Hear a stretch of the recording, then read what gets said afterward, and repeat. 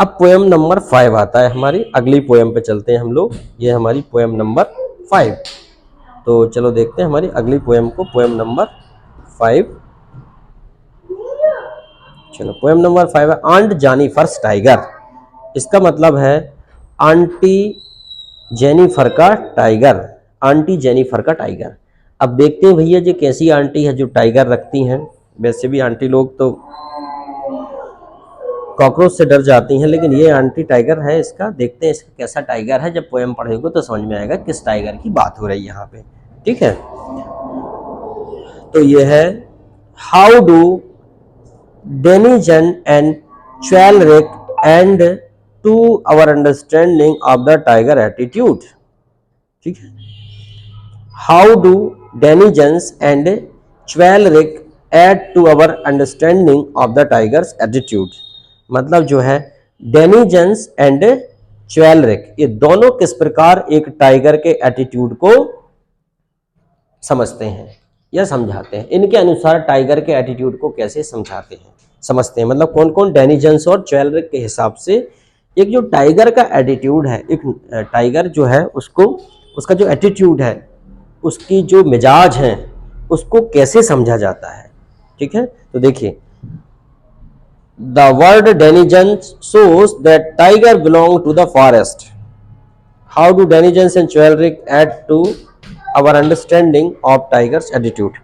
The word denizens shows that tigers belongs to the forest.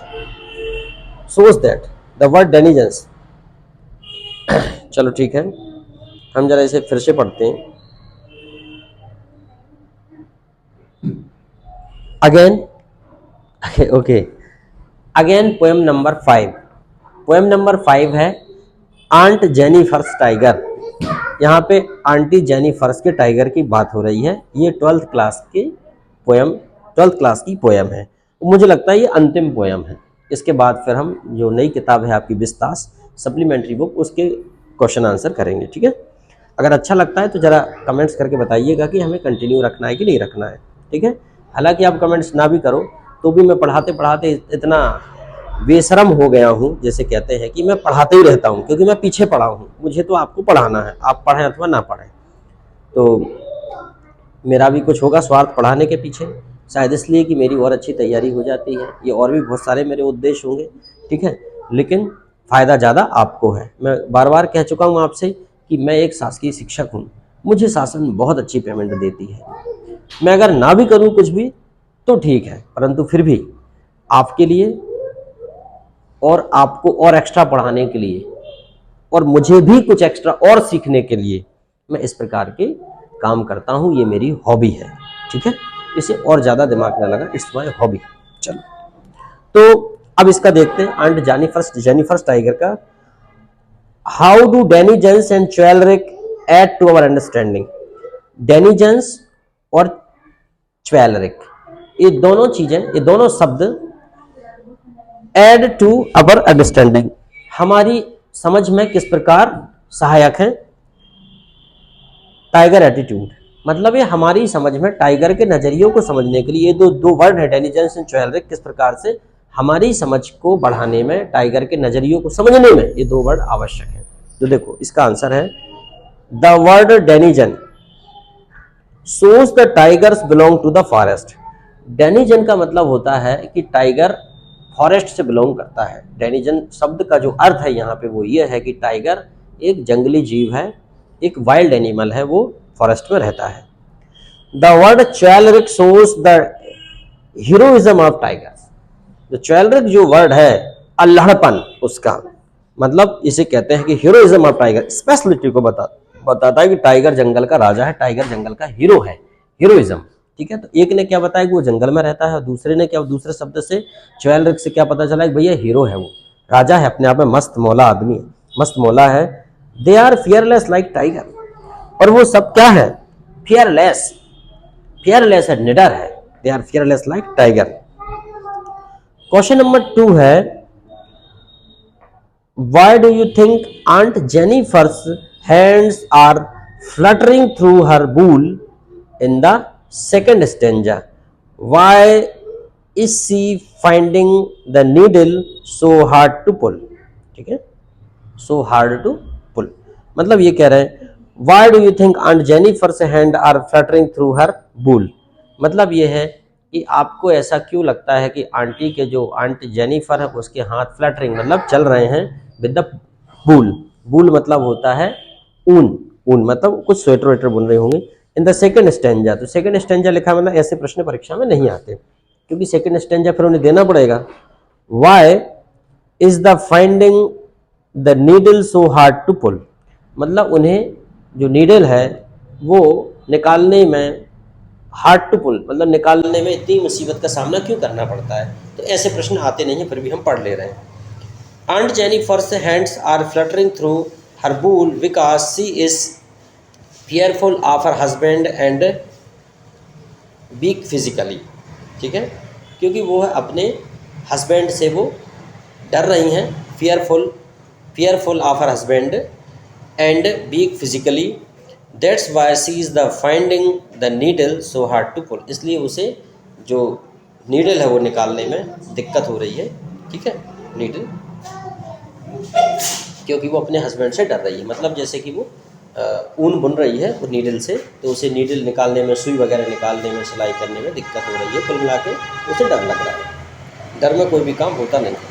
चलो question number 3 है, ये थोड़ा इंपॉर्टेंट लग रहा है। What is suggested by the image massive weight of uncle's wedding band, ये बड़ा इंपॉर्टेंट क्वेश्चन है। What is suggested by the image, मतलब ये जो इमेज है, ये कल्पना है कि massive weight of uncle's wedding band, मतलब अंकल की शादी का जो बैंड है, जो बंधन है, उसका वजन, मैसिव वेट, उसके जो वजन की यहाँ पे कल्पना की गई है वो क्या चीज़ है यहाँ पे इस लेसन में।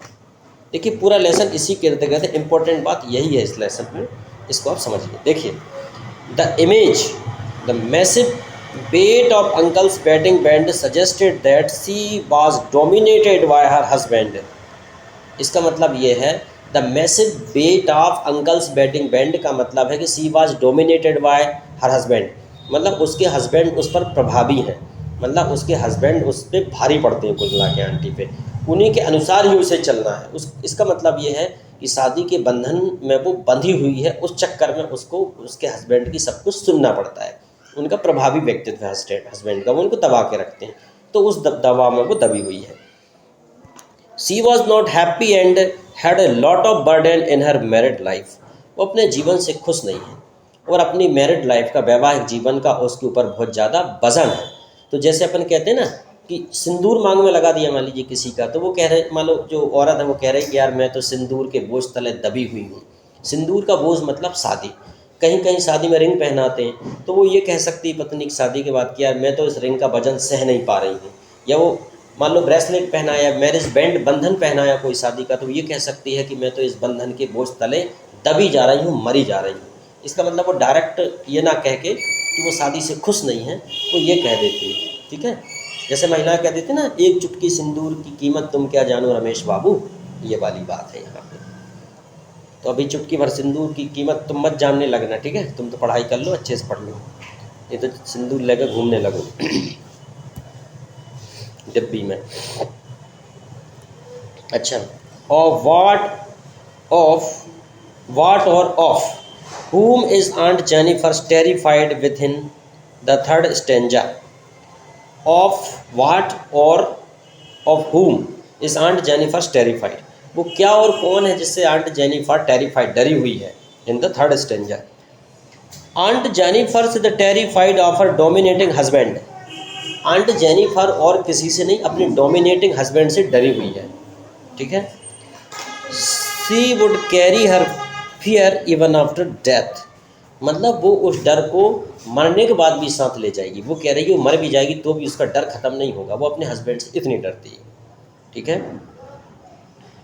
तो यहाँ पे जो टाइगर है ना वो अंकल को ही कहा गया है, आया समझ में। अच्छा, why do you think aunt Jennifer's created animal that are so different from her own character? Why do you think, आप क्यों ऐसा सोचते हैं कि आंट जेनिफर ने ऐसे जानवर की इमेज को क्रिएट किया है जो कि उनके स्वभाव के बिल्कुल भिन्न है, ओन कैरेक्टर, जो उसके चरित्र के या उसके कैरेक्टर के, उसके स्वभाव के बिल्कुल भिन्न ऐसे जानवर को आंटी ने क्यों क्रिएट किया, उसकी छवि को क्यों क्रिएट किया है। आंट आंसर देखो, aunt Jennifer was fearful and timid, but she created tiger that were free and fearless because for her it was a way to live her life of dream.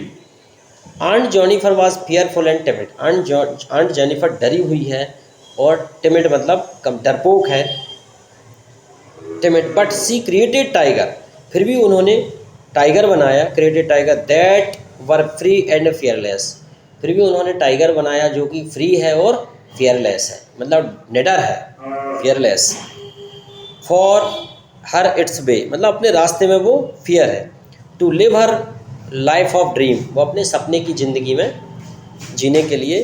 It is also suggesting that the poet is raising a question on male dominate society, मतलब aunty ने जो है uncle को शेर की संज्ञा इसलिए दी है क्योंकि जो है अंकल शेर की तरह निडर होकर रहते हैं और आंटी दबके रहती है, मतलब अंकल किसी से डरते ही नहीं हैं।